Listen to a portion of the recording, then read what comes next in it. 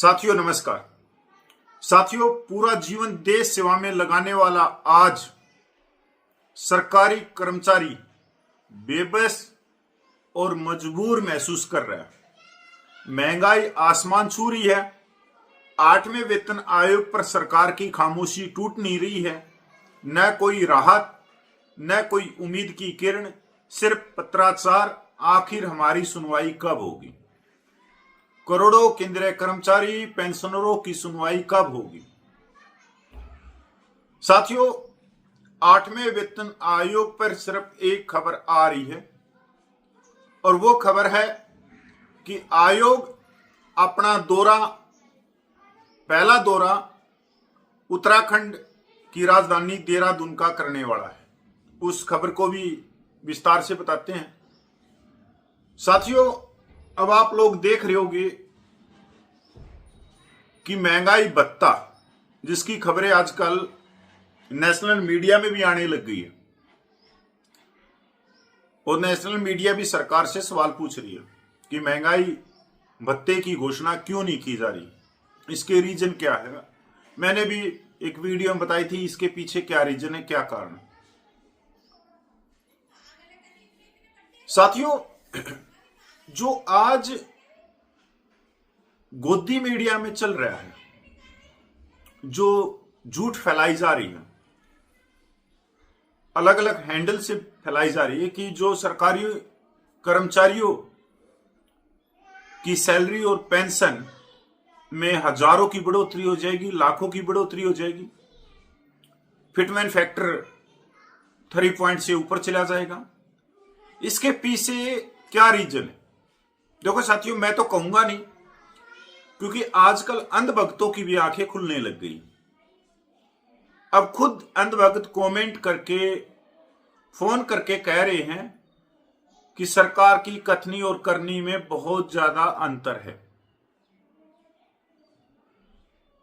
कि सरकार जब भी कोई चुनाव नजदीक होता है तब इस तरह की खबरें बाहर निकलती हैं। और अब चुनाव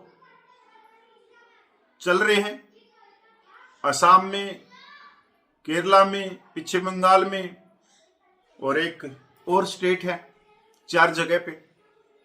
तो अब ये खबरें बाहर आ रही हैं। साथियों, 8वें वेतन आयोग की बैठक आगे बढ़ रही है।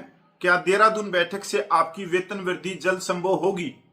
अब यही सवाल सबसे मेन आ रहा है कि देहरादून में जो बैठक हो रही है, मीटिंग हो रही है, उसके बाद में क्या आपकी सैलरी और पेंशन बढ़ जाएगी? विस्तार से बात करते हैं साथियों। 8वें वेतन आयोग को लेकर आखिरकार कुछ हलचल शुरू हो गई है, क्योंकि चुनाव है। चुनाव के समय इस तरह की हलचल होती है। यह नेशनल मीडिया का छापने का एक अपना तरीका होता है, क्योंकि गोदी मीडिया है तो अंधभक्तों को भी दिखाना है उसने। इससे कर्मचारियों को ध्यान देने का एक कारण मिल गया है। देहरादून में बैठक होने वाली है और कई लोग सोच रहे हैं क्या इससे उनके वेतन में बढ़ोतरी की संभावना कुछ कम होगी।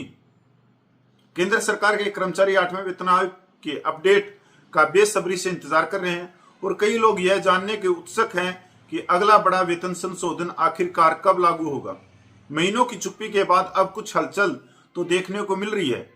ताजा खबर यह कि आयोग की एक टीम इस महीने के अंत में देहरादून का दौरा करने वाली है, जिससे संकेत मिलता है कि परामर्श प्रक्रिया धीरे धीरे गति पकड़ रही है।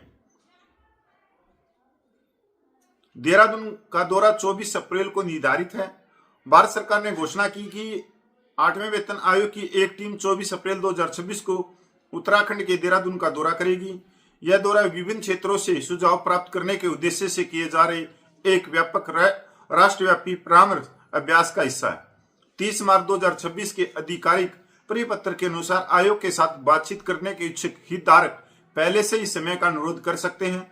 बैठक का अंतिम स्थान और समय सारणी अलग से साझा की जाएगी। आयोग ने हितधारकों के एक व्यापक समूह की भागीदारी के लिए द्वार खोल दिए हैं। इसमें केंद्र सरकार के संगठनों, कर्मचारी संघों, संस्थानों और संघों के प्रतिनिधि शामिल है। इन चर्चाओं में वेतन संशोधन, भत्ते, पेंशन संबंधी चिंताएं जैसे प्रमुख मुद्दों पर ध्यान केंद्रित किए जाने की उम्मीद है।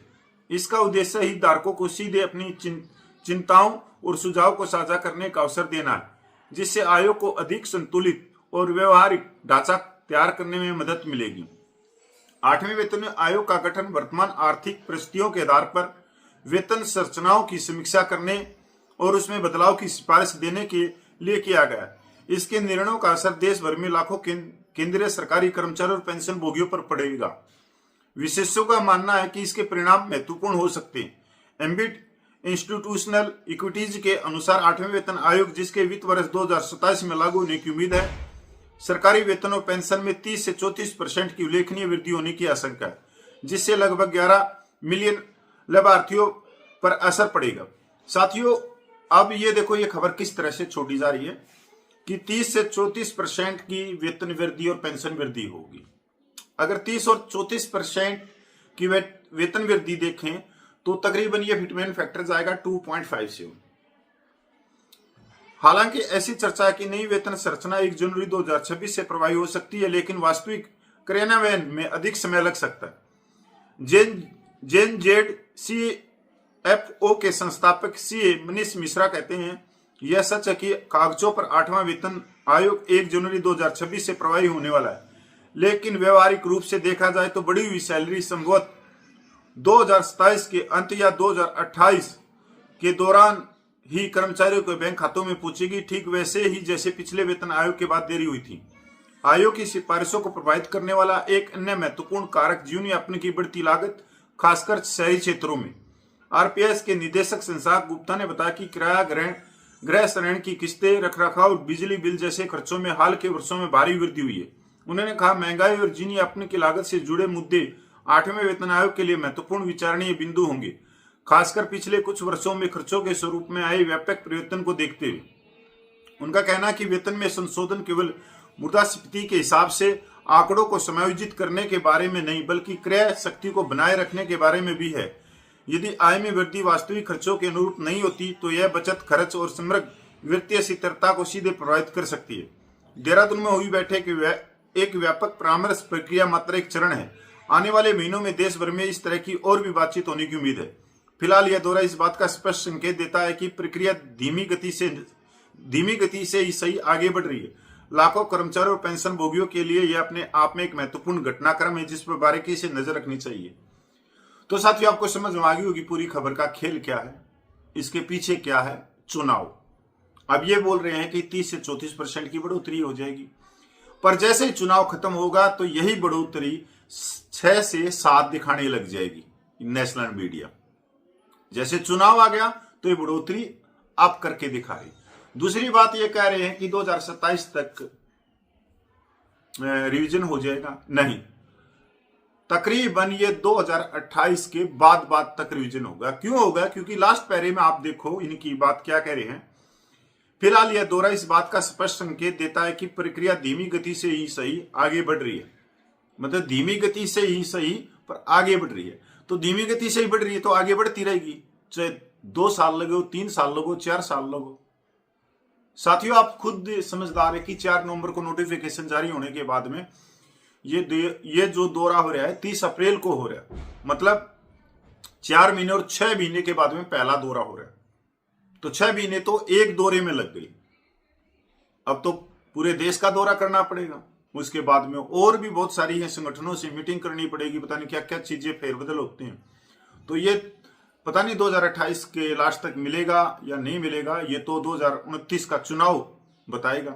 अगर अब जो चुनाव हो रहे हैं इसमें रिजल्ट कुछ अलग होता है तो हो सकता है ये धीमी गति तेज गति भी हो जाए। ये सब कुछ निर्भर करता है वोटर के ऊपर।